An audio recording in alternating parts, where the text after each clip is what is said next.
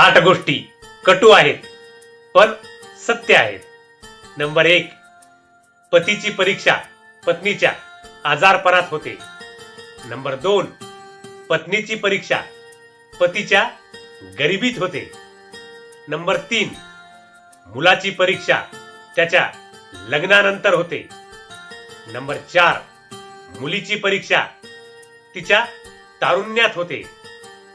Number 5, मित्राची परीक्षा संकट काळात होते. नंबर 6, भावाची परीक्षा संघर्षाच्या काळात होते. नंबर 7, बहिणीची परीक्षा जमीन जायदादीच्या वेळी होते. आणि सर्वात महत्वाचे नंबर 8, मुलांच्या संस्कारांची परीक्षा आई वडिलांच्या म्हातारपणात होते. वरील 8ही मुद्दे लक्षात ठेवून नात्यांची, आपल्या आई वडिलांची काळजी घ्या. मी परत एकदा रिपीट माझा आवडता मुद्दा करतो. नंबर 8, मुलांच्या संस्कारांची परीक्षा आई वडिलांच्या म्हातारपणात होते.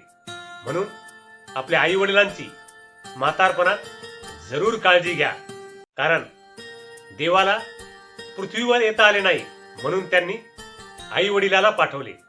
जे देव करू शकत नाही ते आपले आई वडील आपल्यासाठी करतात.